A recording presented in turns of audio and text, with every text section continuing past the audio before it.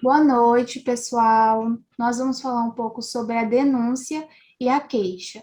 Eu me chamo Rafaela e junto comigo está a Ana Vitória e o Vasley Rafael. A denúncia, ela é a peça inaugural que vai dar início à ação penal pública. Como a gente sabe, a ação penal pública, ela é de titularidade do Ministério Público, é o promotor de justiça quem vai oferecê-la ao juiz. Na elaboração da ação da denúncia, a gente tem os crimes de ação penal pública incondicionada, os crimes de ação penal pública condicionada à representação e os crimes em que há a requisição do ministro da Justiça. Com relação aos requisitos da denúncia, eles estão listados lá no artigo 41 do Código de Processo Penal, em que a gente também pode ver os requisitos da queixa. Eles são basicamente a exposição do fato, as circunstâncias que permearam aquele fato, a qualificação do acusado ou outras características que seja possível, então, que a gente identifique aquele acusado, a classificação do crime, e isso é muito importante para a gente poder, então, caracterizar aquele crime como ação penal pública incondicionada, como ação penal pública condicionada à representação, como, por exemplo, o crime de estelionato, ou um crime em que a gente precise da requisição do ministro da Justiça. Outro aspecto importante que é necessário na elaboração da denúncia é que, se houver testemunhas que presenciaram aquele fato, elas serão, então, constadas na denúncia, para que haja o oferecimento ao juiz. Em caso de não haver um desses elementos como requisitos, o juiz pode, então, considerar aquela denúncia inépita. Boa noite, meu nome é Ana Vitória e vou falar um pouco sobre o editamento da denúncia. Bom, o editamento da denúncia nada mais é do que você acrescentar, incluir, adicionar fatos novos que surgiram a partir de novos acontecimentos na peça acusatória já apresentada pelo Ministério Público. O editamento é feito obedecendo determinados preceitos legais, ou seja, ele deve possuir elementos que comprovem a convicção daqueles novos fatos. Não basta surgirem novos detalhes, pequenos acontecimentos, deve haver uma coerência, deve ser comprovado, e aqueles acontecimentos devem ter pesos para que o aditamento ocorra. É muito importante também que o MP, na verdade, é muito importante nós compreendermos que o MP não pode solicitar o aditamento sem que aconteçam novos fatos, simplesmente para modificar aquela narrativa. E ele também não pode incluir novas informações, novos fatos que não tenham coerência nenhuma com o que já foi apresentado. Lógico, são novos acontecimentos, mas deve seguir aquele contexto, ou deve ter alguma semelhança com as informações que já foram apresentadas. Não pode ser algo completamente diferente, que caracterizaria quase uma denúncia nova. Próximo. Bom, aqui eu vou falar sobre o recebimento da denúncia, que no caso é quando o juiz recebe, né, a denúncia e a pessoa passa a ser réu no processo ou na ação penal, né? Ela começa a ter um peso de responder a uma acusação. Com o advento da Lei 11.719 de 2008, passa a ter uma discussão acerca de dois artigos presentes no Código de Processo Penal, que é o 396, que diz: nos procedimentos ordinários sumário, oferecida a denúncia ou queixa ao juiz, se não a rejeitar liminarmente, recebê-la-á e ordenará a citação do acusado para responder à acusação por escrito no prazo de 10 dias. Ou seja, nesse caso do artigo 396, a denúncia ela é recebida antes da resposta da acusação do réu, antes dele dar essa resposta. E a outra é do artigo 399, que fala: recebida a denúncia ou queixa, o juiz designará dia e hora para audiência, ordenando a intimação do acusado, de seu defensor, do Ministério Público e, se for o caso, do querelante, do assistente. Nesse caso aqui, 399, é reconhecido que a denúncia só é recebida depois da resposta à acusação. É uma discussão importante porque ela está baseada diretamente, né, está correndo diretamente com o artigo 117, inciso 1º, que trata sobre a interrupção do prazo prescricional do crime. A corrente mais coerente, a mais usada, é a do 396, que fala que a denúncia ela é recebida antes da resposta à acusação do réu. E já tem todo um trâmite, né, no próprio Código de Processo Civil, que começa no artigo 395, falando que o juiz pode rejeitar a denúncia, depois o 396, onde o juiz recebe e depois ordena a citação do réu, 396A, onde o réu responde à acusação por escrito no prazo de 10 dias, logo em seguida, o 397, né, onde o juiz vai analisar se o crime, né, se o processo pode admitir a absolução sumária, e logo depois vai ser marcada a audiência de instrução e julgamento e os outros trâmites. Bom, eu vou falar também do recurso em caso de rejeição da denúncia, que vou deixar exemplificado que a rejeição da denúncia é diferente do não recebimento da denúncia. No caso de não recebimento da denúncia, vai ser aqueles casos em que não vai estar, quando não vai preencher os requisitos do artigo 41 do Código de Processo Penal, que no caso é a qualificação do crime, o rol de testemunhas, etc. Nesse caso, só cabe recurso em sentido estrito, de acordo com o artigo 581, inciso 1º do Código de Processo Penal. Ou seja, o juiz vai ter que reavaliar todo o caso, todo o processo, para ver se realmente não vai haver o não recebimento da denúncia. No caso de rejeição da denúncia, ela vai acontecer quando não atende aos requisitos previstos no artigo 395 do Código de Processo Penal, que aí só vai caber ao Ministério Público entrar com um recurso comum para que o juiz possa reavaliar e prosseguir com o processo.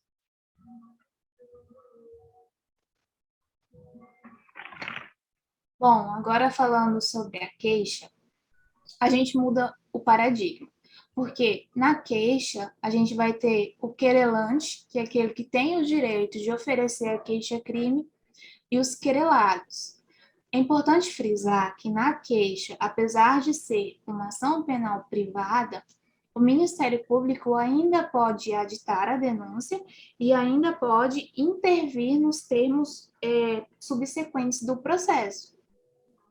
Os requisitos da queixa, eles são descritos, como já disse anteriormente, no artigo 41 do CPP, e também se aplicam à denúncia, que são aqueles básicos: a exposição do fato, as circunstâncias em que aconteceu aquele delito, as qualificações do acusado, características que nos permitem identificá-los, a classificação do crime, como eu já frisei, é importante, e o rol de testemunhas. Com relação à queixa, eu queria destacar o princípio da indivisibilidade. Sabemos que nas ações penais, tanto na pública quanto na privada, são aplicados alguns princípios. Com relação ao princípio da indivisibilidade, uma pessoa não pode oferecer uma queixa-crime contra apenas um autor quando nesse delito tiver mais de um autor. Por exemplo, teve um crime de calúnia contra a Joana. E aí a gente teve 3 autores. A Joana não pode se dar ao direito de oferecer somente a queixa-crime contra um desses autores. Ela tem que ou oferecer contra todos ou não oferecer contra nenhum. E quem vai velar por isso, por essa indivisibilidade, é o Ministério Público. Outro ponto importante é com relação à renúncia. O querelante, ele pode renunciar ao direito de queixa. Entretanto, ele tem que renunciar com relação a todos os autores. Ele não pode renunciar contra o autor A ou o autor B e querer que os demais continuem com o prosseguimento do processo. Isso não é possível. Outro ponto importante é o perdão. Como a gente sabe, o perdão do ofendido é uma característica que extingue a punibilidade daquele autor. Entretanto, o perdão precisa ser aceito por aquela parte que vai recebê-lo. Caso que, se o querelante quiser oferecer o perdão aos querelados e um desses querelados não querer receber esse perdão, querer prosseguir com o processo, é direito dele. E aí a gente vai ter o trâmite normal de prosseguimento até a sentença penal transitada em julgado. Próximo. Bom, eu vou falar sobre o prazo para a promoção da queixa-crime.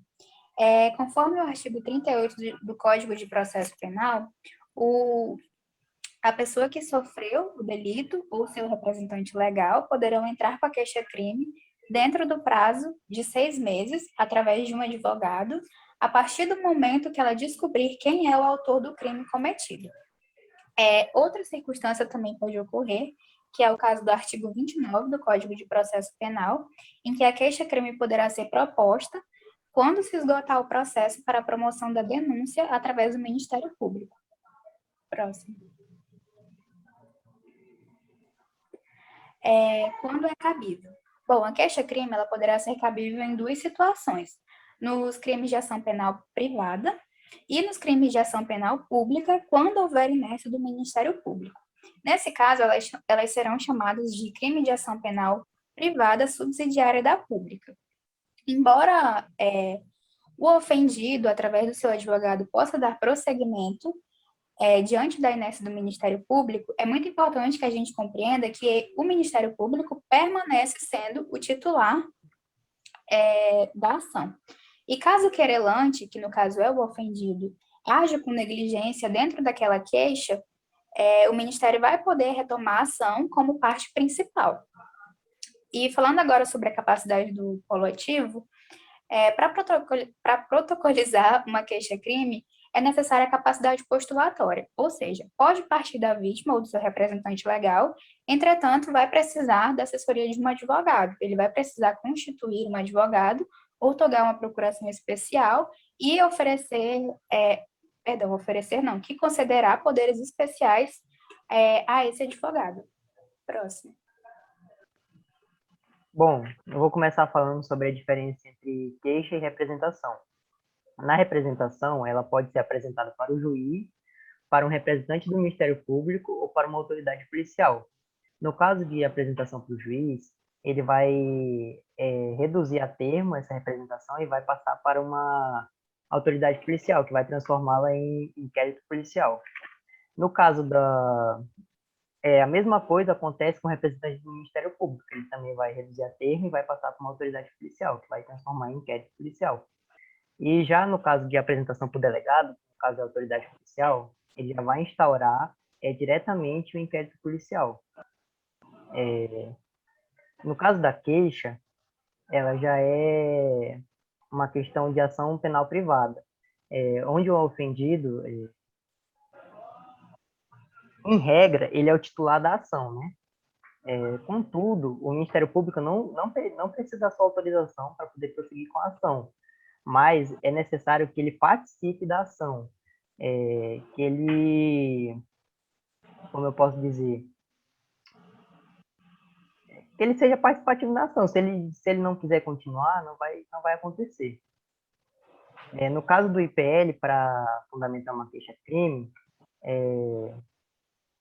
ele vai depender do requerimento da vítima, só que ele, no caso, né, na questão da ação penal privada, ele é ilegal. Ele é facilmente ele é desfeito por um habeas corpus. E para que ele continue, é preciso realmente desse requerimento da vítima, é preciso que ela apresente os fatos, que ela participe. E no caso do último aqui, que são como deve ser a procuração do advogado na queixa, ela não deve ser somente a de judícia, ou seja, não deve conter somente os poderes especiais, ela também deve ser acompanhada de um breve relato dos fatos, além também de resguardar o próprio advogado no patrocínio dos autos.